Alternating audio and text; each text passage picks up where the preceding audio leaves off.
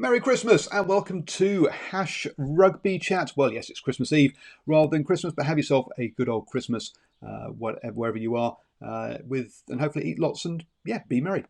On Hash Rugby Chat tonight, we are going to look back over 2019. I've got 6 questions with the help of Herman and Hugh. We're going to go back and look at what's been going on in the past year. So please let us know your favourite moments and favourite players from the past year in the comments down below. It's going to be really interesting to see what memories we're all taking from 2019. So to kick us off, and by the way, these questions are also on Twitter as well. So if you want to give your feedback on there, please feel free to do that as well. So to kick us off, we have question number 1, which was, what was your favourite moment from Super Rugby in 2019? And I'm going to kick it straight over to Hugh to give us his favourite sort of memories and also his honourable ones as well. My favourite moment from the 2019 Super Rugby season, as I alluded to last week, is the rise of the Jaguares and the great success that they were able to achieve in coming runners-up in only their 4th season in Super Rugby. They won 11 of their last 12 games, including their last 7 in a row, which also included away wins against the Hurricanes, the Waratahs and the Reds. They've been one of the real success stories of the expansion of Super Rugby over the last 5 to 10 years, and in 2019 they were certainly able to rekindle interest in the competition after it's been dominated by the New Zealand teams for so long. An honourable mention would have to go to the Chiefs Crusaders game that was held at the ANZ Stadium in Suva in Fiji, which the Chiefs eventually won 40 points to 27, despite being down 20 points to 0 at about the 20-minute mark in the first half. It was an amazing game, played in front of another fantastic crowd. It's the 4th time a Super Rugby game's been played in Suva. I do believe that there are no plans for those matches to continue, as the Chiefs, who were the home team on this occasion, had a 3-year deal with the Fijian government, which has now expired. So hopefully at some point in the future we'll see Super Rugby back in Fiji. Well, let's be honest, the Jags are a great story, aren't they, from Super Rugby? And it shows you how to do expansion properly, i.e. plan it and then have everyone's buy-in into the union. It can work and it can take off. Also, that was a cracking game in Fiji that Hugh talks about. And Herman is also going to talk about the Jaguares, but there's a specific game that was his favourite of the year. So let's see which game that was.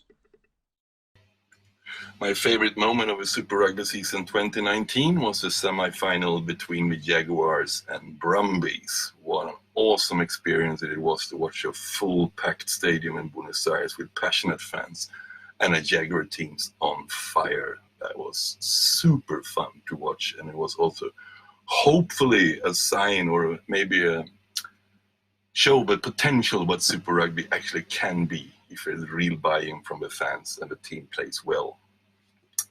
I wish we will see a lot more of that in the future. Yeah, outside of the Jaguares, though, it really was an element of, or matter of, who will the Crusaders beat to win the title yet again? That's the kind of feel it had, didn't it? Unfortunately, let's hope we have more excitement next year. Games like when the Sharks went down to Christchurch and really gave it to the Crusaders. We need more of that sort of things. One of my favourite moments, well, I guess, watching Sever Reece coming through at Waikato last year and then watching him come through for the Crusaders was really nice for me, seeing him in play so well. That was good to see, especially after some people had said maybe he didn't have the pace for Super Rugby, but boy, did he prove us wrong, most definitely in that kind of one. So yeah, those are my moments. Also, actually, when the Sunwolves put together a couple of wins, that also was really kind of cool to see that the Sunwolves putting it up the jumper, putting up against some people and some of their play as well was pretty good. Sure, they didn't do great overall, but that was nice to see. Let's be honest, it was a much longer game for them, wasn't it? It was all about the Rugby World Cup, and I guess we'll come on to that later as we talk about everyone's sort of favourite moments of the year. But next up, I'm going to have a quick chat about Mitre 10 Cup and what were my favourite moments of that tournament. It was great because what was really nice was I got media passes to Northland, North Harbour, Auckland, Counties Manukau, Waikato, and Bay of Plenty. So I got to go to those, got to visit something like 25 or 23 or 25 games. It was this season. It was also nice again that, like last year when Waikato went to the finals, this time it's Bay of Plenty hosting finals, so I got to go to the semi-final and a final as well. So that was nice to see. And boy, the story behind all the way that Bay of Plenty went about their business was really good this year. Really interesting to chat with them, to follow their progress and to chat to their head coach and all the good things that are going on there. Nawa, who's gone and got himself a contract with the Blues. It was good seeing him come through. Some other sort of personal moments, though, I guess we're talking to those players and coaches. Getting to chat to, I've gone blank to his name now. That's should have made a note. But this the young Scottish guy who had come over from Edinburgh and just played for some club rugby in Waikato, and then got called up to the Mitre 10 Cup, totally unexpected, which was fantastic. Having a chat with some of the crossover players who've come over from AFL or Rugby League, that was also kind of interesting. But I guess one of the key moments and a lesson in you never know who you're talking to. I was up in Northland, and Stephen Harris, who actually, big thank you to Stephen Harris, who gave me lifts up to all the Northland games. But the two of us were in the bar afterwards and got chatting with somebody. And I said, so what do you do? And he goes, well, I'm a director of New Zealand Rugby. So you never know who you're talking to. And it's kind of interesting to get to talk to these kind of people who are the real decision makers, who really make the difference, and have a chat with them. So that was kind of cool up there. Talking of collaboration and help, when we were talking about Super Rugby, I should have said thank you to Steve from the Cornflakes YouTube channel and Shane from Australia, who hosted and guested for me on all of the Super Rugby review shows, which was really kind of cool to get someone else to help with the channel on Monday nights. Fortunately, Steve is heading over to the States for a big holiday, so I don't think he's going to be around to do that next year. But we'll try. We'll be bringing you lots of coverage of Super Rugby on the channel next year. So don't forget to subscribe down below and hit that old bell, so that you don't miss any videos. Also, if you prefer listening, actually, don't forget all these shows are on the podcast, the Rugby Chat or DrivingMaul podcast as well. So you can go and listen to it when you drive to work, if you would prefer to do it that kind of way.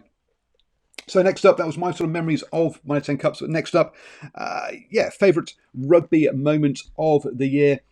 Obviously going to be dominated by that big event in Japan, I think. But let's hand over to Hugh first and see what his rugby moments of the year were.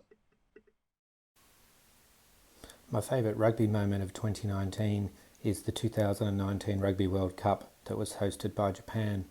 It's the first time that a Tier 2 nation has hosted the Rugby World Cup, and no matter which way you look at it, it was an outstanding success. The crowds were amazing, the atmosphere was fantastic, and of course the rugby was sensational.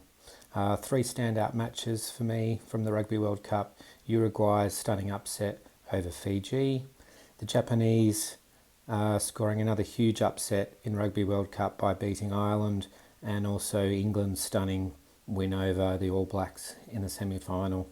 In addition to the rugby that we saw on the field, the amazing goodwill of the rugby family was witnessed when the Canadian team assisted in the clean-up efforts after a typhoon that hit during the tournament.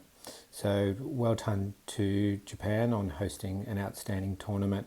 Honourable mention this time goes to the Wallabies for their fantastic win over the All Blacks in Perth in front of over 61,000 fans. It's the performance that Wallaby fans have been looking for so long. They were clinical, they were decisive, and they really played in the first half especially mistake-free rugby. So fingers crossed that we'll see more of that kind of thing from the Wallabies in 2020. And yes, it was all Japan, wasn't it? And I guess we should point out that it was Canada and Namibia who both did the clean-up after all of that damage that happened in Japan. They were supposed to be playing each other, and instead they collaborated in helping the town clean up after all of that devastation, unfortunately. So when that storm came through, he also talked about the Wallabies game over New Zealand, and yeah, that was one of those false dawns, wasn't it? New Zealand, Australian rugby really has had a tough old year of it. So yeah, those were those ones from Hugh. Let's have a chat. Let's see what Herman thought were his moments his moment of the year. My favorite moment overall for the full season is for sure Japan's win over Scotland 28-21. I mean, that was probably one of the most exciting games of rugby I ever seen. And again, with all the context around with the possible cancellation of a game and some really nasty accusation from the Scottish parts that the Japanese was trying to duck and cancel the game. And it was pretty clear that the Japanese player and team, they really didn't want to cancel that game. They want to put on a show. And oh boy, they put on a show. I mean, all 4 tries that Japan scored are so good too. I mean, wow. It's not even any other game that's even close to that one. Yeah, that was a big old build-up to that Japan-Scotland game, wasn't there? Let's be honest, and all around that storm. I would have thought, just like Hugh did, I'd have gone for the Japan-Ireland game, because obviously Ireland are the stronger of 2 sides. But hey, I understand why Herman went for that.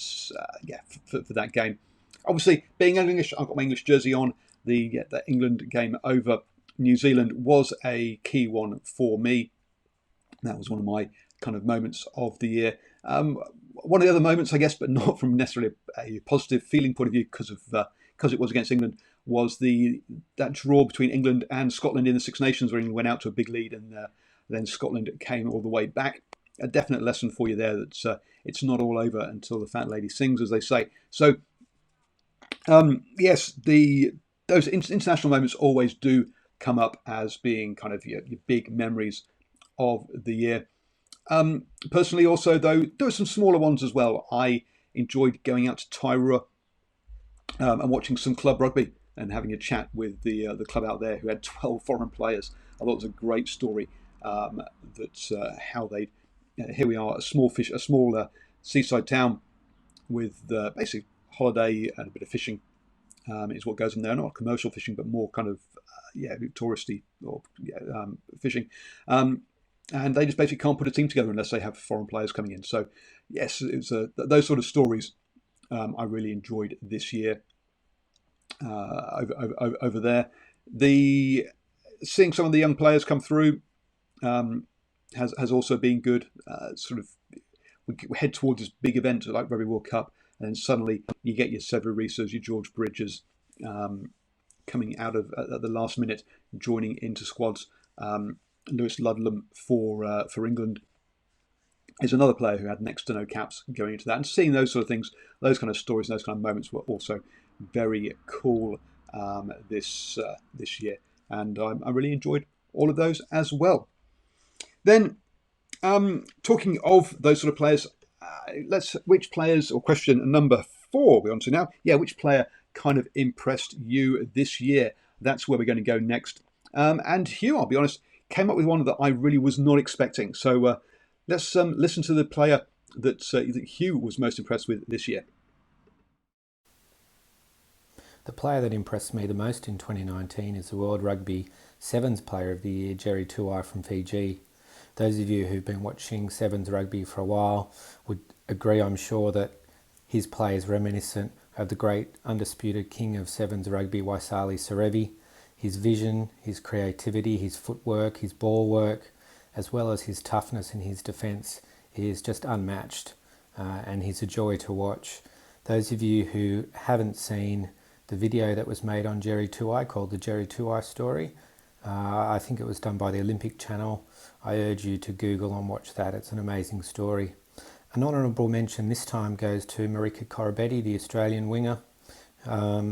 His 2019 was a breakout season. It's only his third, I think, season of professional rugby after switching over from rugby league, having played for the Melbourne Storm and the NRL. His form during the home tests here in Australia, as well as in the Rugby World Cup, was fantastic, and we'll be looking for more from him again next season. Yeah, I'll be honest, I don't watch much Sevens, so I've not really seen much of Jerry Tarway, but what I've heard and what little I have seen of him, he is a fantastic player. Let's be honest. Corey Betty, got to agree with Hugh there. Really has been a breakout year for him. Someone I didn't rate that much and wondered why the Wallabies were putting so much faith in him, but he really has stepped up this year and played at some really good code. So, been very impressed with him this year, and yeah, got to agree with Hugh on that one. So, who do you think Herman has gone for with his Player of the Year? He's gone a different direction, so let's hear from him. The player that impressed me the most during 2019 is Cheslin Colby, and that's again is by some distance. Boy, oh boy, what a found he has been for Rassie Erasmus. I mean, I even remember his debut against the All Blacks last year in Wellington.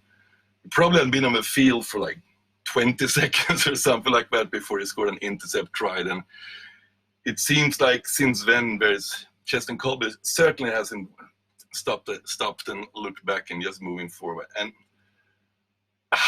what is it that makes him so good? I mean, he's a lion on defense, a real lion on defense. And on top of that, he's probably like the best overall backline player there is. You know, I mean, we have so far in the test scene, we only seen him play that the wing, but I've been watching some top 14 too, and he is absolutely amazing as fullback too. And Cheslin Colby, you got my vote, and long may it continue. Are so exciting to watch play rugby, and I think you put a big smile on most rugby fans' faces, even the opponents to the Springbok, because you are just that good, and it's infectious. Keep it up. Colby has been great, hasn't he? And unsurprisingly, if you think about it, we've gone for a couple of wingers and a bit of a flash kind of players in there. Peter Steph-Toy obviously got Player of the Year. He has had a cracking year as well with the Springboks, so we shouldn't forget him in that as well. He has been wonderful. As always, you've got to say players like Brody Retallick, Hooper have been big for their teams as well. You look up towards England, and yes, they need players like Farrell. But I guess the two that is the Kamikaze twins, or whatever it was that Eddie Jones called them, but Underhill and Curry, those two really have impressed me. England have gone from having no sevens to suddenly having several, and those two players really have stood up and played very well. If they can stay fit, they've got some great careers ahead of them. And those two players, as I say, have impressed me this year, and that's where I would have to sort of go, I think, with that one. Over in Ireland, we've seen the Jerry Carberry, so looks like there is a replacement for Sexton at last, so seeing him come through. And perhaps one of the upsetting sort of stories from this year from a player point of view was Gareth Anderson's injury going into that Rugby World Cup. Moved up, didn't have a great reputation down in New Zealand. I mean, he played well, but was too much of the kind of the Auckland thing, and his dad being part of the coaching setup there that perhaps tainted his the real ability that he had. He was a really good player. And then to see him get poached up to Wales, and a lot of the Welsh fans thinking, well, what's he coming up here for? And he went up prior to 2011 Rugby World Cup, but it really took through until about 2015, where he kind of, not 2015, sorry, prior to the 2015 Rugby World Cup. But it really came through to this year before he really kind of cemented his place, and everyone saw what he could do at international level. So a real shame that he didn't go to Rugby World Cup to get that greater exposure there as well. But again, a guy who has really plugged away, gone about his work, and eventually got there. So yeah, got to be impressed with the work ethic that we've seen from Gareth Anscombe as well. And unfortunately, he's going to be out for a very long time, missing this whole season by the sounds of things and the summer tour next year. So real shame for him. Let's hope he comes back and we have some more good rugby from him. And on that kind of, I guess, slightly lower note, we should look at what have been the most embarrassing or the worst things to happen in rugby over this last year? It hasn't all been good. And what do you think Hugh's point was? Well, let's hear from Hugh now as to what was his worst or most embarrassing moment for rugby in the past year. Rugby's worst moment in 2019, at least on this side of the ditch, is the Israel Folau saga. No matter which side of the debate you sit, it's fair to say that the Israel Folau saga has generated a lot of negative publicity that the game over here can ill afford. Rugby in Australia certainly isn't in the position of strength that it was in the 1990s and the early 2000s, and this kind of thing certainly doesn't help. The upshot of the situation is that, number one, you've got someone who is on the field, one of the best outside backs in world rugby, and certainly a draw card in terms of fans, and what used to be a draw card for sponsorship for both the Waratahs and the Wallabies no longer playing. And you also have a situation where Rugby Australia, who is not doing well financially, has been forced to pay an undisclosed but believed to be substantial amount of money as part of an out-of-court settlement. So it's certainly not a good situation for rugby in Australia. Yeah, got to agree with you. Folau has been the big thing, especially down in the Southern Hemisphere. Rugby has been the big sour note of rugby for this year. And he's right. Doesn't matter which side of the fence you sit on, there's been no positives to come out of it at all, really. Herman took a different thing, still a Southern Hemisphere kind of issue, but let's hear from Herman as to what his worst moment of the year was. Maybe it feels a bit wrong, Mick. Now we're celebrating Christmas and everything in the Christmas period to tell what the most disappointing thing was about the rugby year 2019. The first thing that came up to my mind was the ditching of the Sunwolves in Super Rugby and all the handling of it. I mean, there's a lot of shenanigans and a lot of people throwing pies at each other, blaming each other. But for me, the bottom line is that New Zealand Rugby and Rugby Australia, they need Japan so much in order to build like a sustainable financial future for rugby in the Asia Pacific region. And it seems they just, now we're about to get it, but for so many years, they just haven't got it. They just can't see the logic with aligning themselves with Japan, and also realize that maybe they should invest something in it too if you want to align with Japan. So far it seems that Sansar and its member nation just want from Japan. But give something and you will get even more back, please. So yeah, the ditching of the Sunwolves and everything around that just is a huge disappointment for me. Yeah, dropping the Sunwolves, it's all wrong, folks. They really need to stay in Super Rugby, and New Zealand and Australia do need to embrace Japan properly. If you look at this in South Africa, I know that when we talked with John, he talks about the bad administration of South African rugby, and they have had their issues, let's be honest, in the past. But some of the good things that they do are around the sort of structuring of their kind of leagues and stuff. So they found a home for the Cheetahs and Kings, and look what happened with the mess that Australia had with the Western Force. So you've got to say from that point of view, they're good. It also looks like they are starting to look forwards for that moment when they have to sort of leave Australia and New Zealand, because they've put an 11-year partnership together with Georgia, which is great news. And part of that will include Georgia being in the Currie Cup next year, or Georgia having a team in the Currie Cup next year. Teams like Namibia, Zimbabwe already have teams in that competition, and already have or had teams in domestic competitions in South Africa. Argentina have as well. So you've got to hat tip to South Africa for the work they do by giving these tier 2 countries, well, not so much with the Jaguares or with the Jags, rewind, not so much with with Argentina, who are a tier 1 team, but with Namibia, Zimbabwe, Georgia. The work they're doing with these teams, giving them exposure in the local domestic competitions, are very good. And maybe it is a matter of strengthening Georgia up, and maybe Georgia will become will enter some sort of competition with South Africa in the future, we'll have to wait and see. But yeah, expanding is the right way, contracting isn't. Other bad news stories. Obviously, we've had the Saracens salary cap scenario over in the UK. Scandal over in the UK. And we haven't really seen them be totally contrite and say, yes, we did wrong, sorry. They've said, oh yeah, we did the wrong thing for the right reasons, or we should have asked first rather than just doing it. Well, yes, guys, would have been nice to have had a bit more admitting that you've done wrong and try to move on. But no, we've not seen that. The fallout from that is going to go on. Let's be honest, we've seen Liam Williams going back to Wales already, so he's not going to sign another contract with Saracens.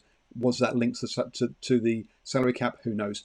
We don't get all the details. That's part of the problem with the Gallagher Premiership, is they do keep a lot of things confidential. They do keep a lot of things behind closed doors. They don't give out lots of. They're not very transparent with their actions. So we'll have to wait and see.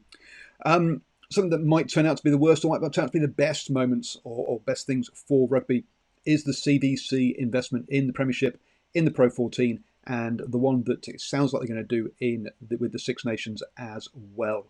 So far, taking a 30% or 33% stake in those two competitions. We'll have to wait and see what the news is around the Six Nations. But the fallout from that is going to be felt for years to come. Now, whether that be positive or negative, we'll just have to wait and see. But that's definitely a big moment of 2019 that I say we might see go on for longer. Some of the bad moments, some of the press and media around the Rugby World Cup have cancelled games. Look, everyone knew going into the tournament that that's what was going to happen to group games, if you'd been paying attention. So that's the way that a lot of journalists and a lot of media were like, how can this be? Blah, blah, blah. They should have had this, should have had that. Well, look, if you're going to say that, say it beforehand, not afterwards. And also, it would have been nice to have had to reschedule the Canada-Namibia game in particular, because that was their one game. That was their Rugby World Cup final for those two. It was the one game they could win. So it would have been nice to maybe reschedule that as, say, a charity game rather than an official Rugby World Cup game, as the teams were there. It's a real shame they didn't get to play a game, didn't get to win a game for those two teams. So those are some of the worst and embarrassing moments, and also perhaps key moments of 2019. Those are the main questions. So I'm going to hand it over now. I handed over then just an open question of anything else you want to talk about from 2019 to Hugh and to Herman. And first up, I've got to say a big thank you to Hugh. He wrote up all of the prediction articles for the Shoot Shield competition this year. And he's going to give us a little look back and forward, actually, at the Shoot Shield now. 2019 was also another great year for the Shoot Shield competition here in Sydney. The premiership was won again by Sydney University, who defeated Warringah 21-16 in the grand final at Bankwest Stadium in Parramatta. The students were down 16-0 at the 50-minute mark and staged an amazing comeback in the second half to claim their 10th premiership since the year 2000. They also proved that once again they're the dominant side in the Sydney Club Rugby competition, winning their 15th consecutive club championship. The main highlight for me, however, in 2019 was the resurgence of the famous Gordon Club, who's based on the North Shore of Sydney. During the 1990s, they won 3 first-grade premierships and boasted what was arguably the best club rugby side in Australia. Since the turn of the century, however, due to a number of factors, things like changing demographics, Gordon has struggled on and off the field, and they certainly hit rock bottom in terms of their first grade Shoot Shield side last year, where they won only one game. This year, however, under their new coach Darren Coleman, who came over from Warringah, they performed very, very well. They were competitive against the top sides and only just missed the semi-finals. In addition to that, they finished second in the club championship to Sydney Uni and won the Colts Club Championship. They were in 2 grand finals on grand final day, third grade and second grade Colts, and they did go on to win that third grade premiership. So for a club who has produced great wallabies such as Sterling Mortlock, Alistair Murdoch, Mark Harthill, Steve Cutler, Laurie Monaghan, Trevor Allen, it's great to see them back in a position of strength. Just before I finish up, a little bit of news has come out in the last few days on social media about the Shute Shield. Firstly, the Penrith Rugby Club, the Penrith Emus, who were sensationally axed from the Shute Shield competition midway through the 2018 season due to reported poor KPIs. Certainly that had won, I think, one first grade game in 4 years prior to that. They posted on their Facebook page that they will be returning to rugby in 2020. What competition that's going to be in, whether that's in the Shute Shield or in the sub-districts competition, or subbies as it's known over here, remains to be seen, but certainly a positive move for rugby in Western Sydney. And also there are reports that there have been major changes to the board of the Sydney Rugby Union, who controls the Shute Shield competition. Brett Papworth, amongst others, the former Wallaby and former Eastern Suburbs Rooster Rugby League player. He's not going to be on the board next year. And the rumour is that a lot of this has to do with the move in this year's season to move the grand final from North Sydney Oval to Bankwest at Parramatta. So it'd be interesting to see what happens with the final series next year, and also any other potential changes that we might see from this new board, along with what happens to Penrith. Yeah, some really interesting stuff there around the Shute Shield, and thank you so much, Hugh, for his coverage of the Shute Shield this year. I've been trying to bring you coverage of the domestic competitions here in New Zealand, obviously with my 10 Cup, where I had Stephen Harris helping me with all the My 10 Cup shows. I also had Andre's help with articles around the South African domestic competitions as well. So thank you to those guys who helped with that this year. I'll also be trying to bring you, well, I was also bringing you coverage of Major League Rugby, and I'll also look to try and bring you coverage of the professional competition down in South America that kicks off this next year. So obviously those announcements this year have been good about that competition as well. So all of that going on, and so here's some final thoughts from Herman, and then I'll come back and wrap things up.